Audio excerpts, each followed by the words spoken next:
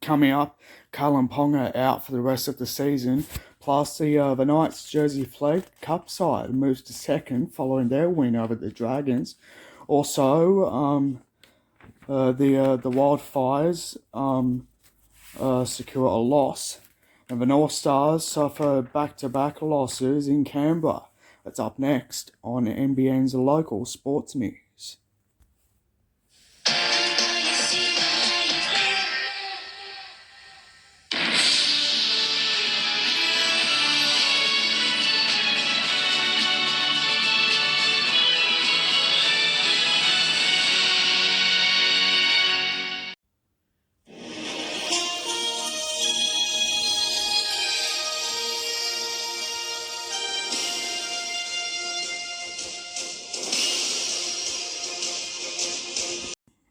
Good afternoon. My name is Glenn McLeod with NBN's local sports news.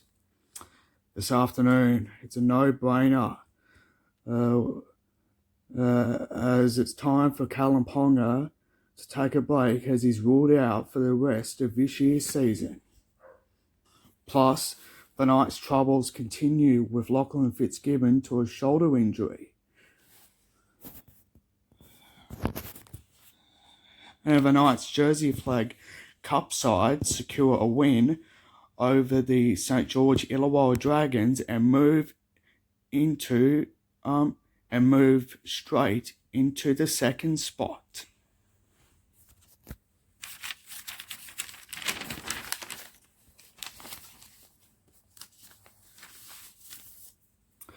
But first, though, the sad news for the Newcastle Knights.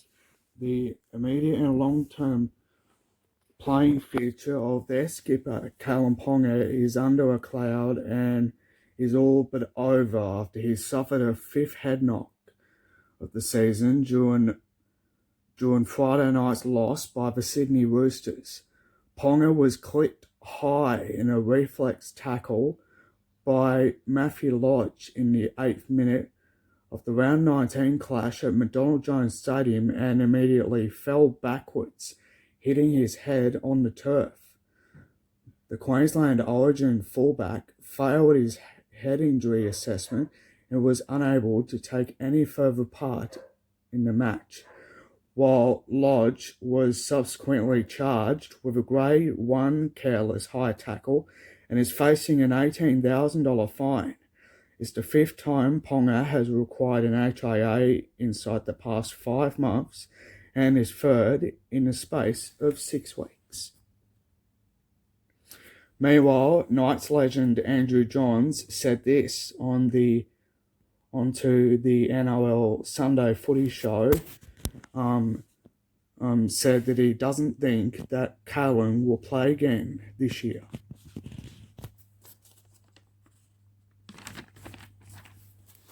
Still on the Knights, and the loss of back row Lachlan Fitzgibbon to a likely serious shoulder injury has added to what Knights coach Adam O'Brien has described as a tough season.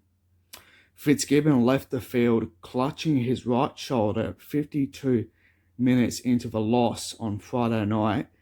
It is the same shoulder that required a reconstruction before last year's season and a clean-out later in the year. However, the Knights were waiting the result of scans to determine the extent of the 28-year-old's injury on Sunday, but early indications after the game were not great. And despite that, the Knights have dropped from 13th to 14th, meaning that their finals hopes are all but over. Still on the Knights and their Jersey Flags Cups finals hopes are still on the good side after securing a win over the St. George Illawarra Dragons on that same Friday night, 24 points to 16. It was a massive one for the Knights in the Jersey Flag Cup, which of course is part of the New South Wales Rugby League competition.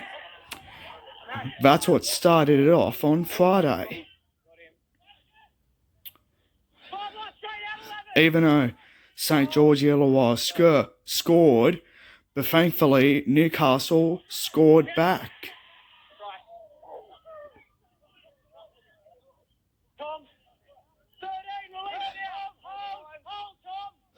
And of course, things started in a lot of turmoil and in good fashion.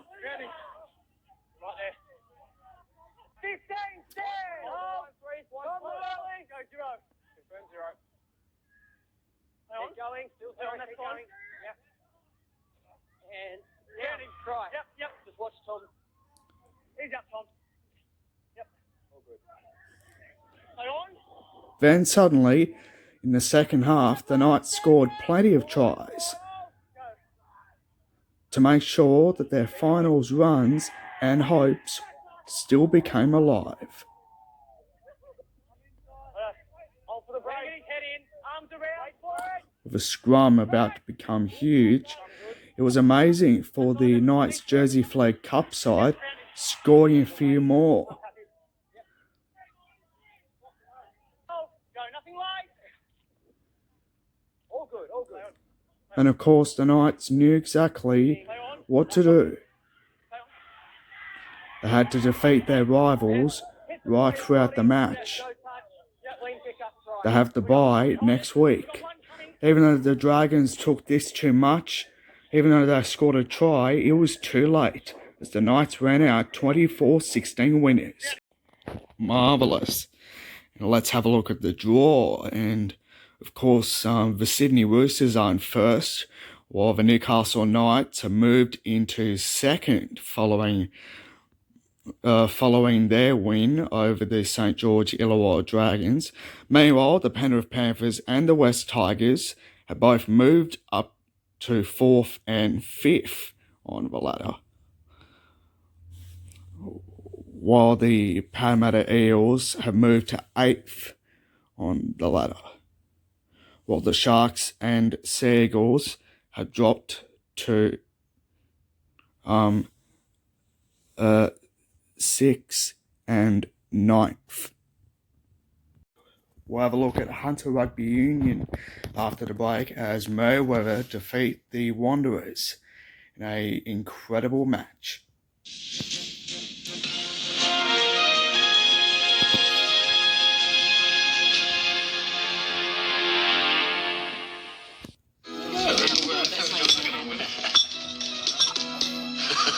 I'm going to buy that.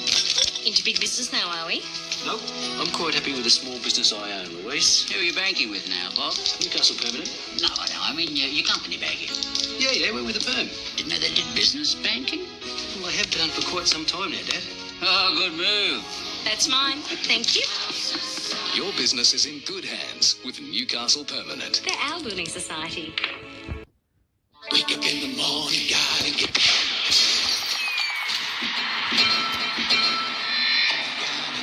Because the Herald is the best way to start your day.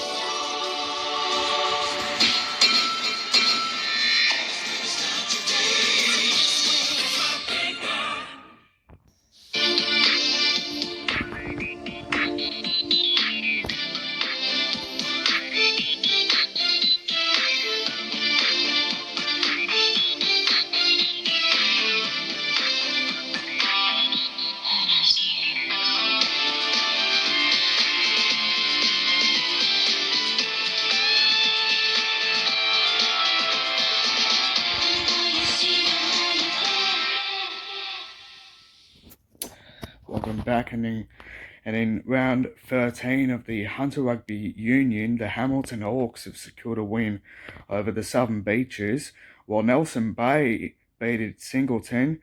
University of Newcastle upset Maitland.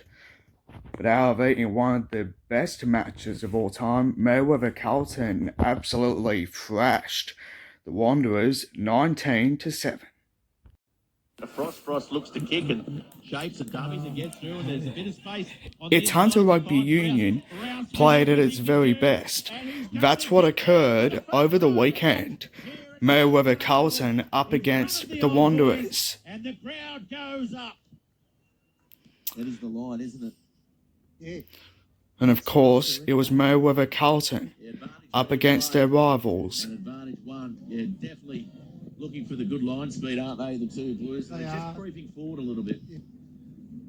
Revered lawyer in town now too. And of course, Meriwether led 10-0 right up at the break. Mortimer calling for the ball, goes to Coffee.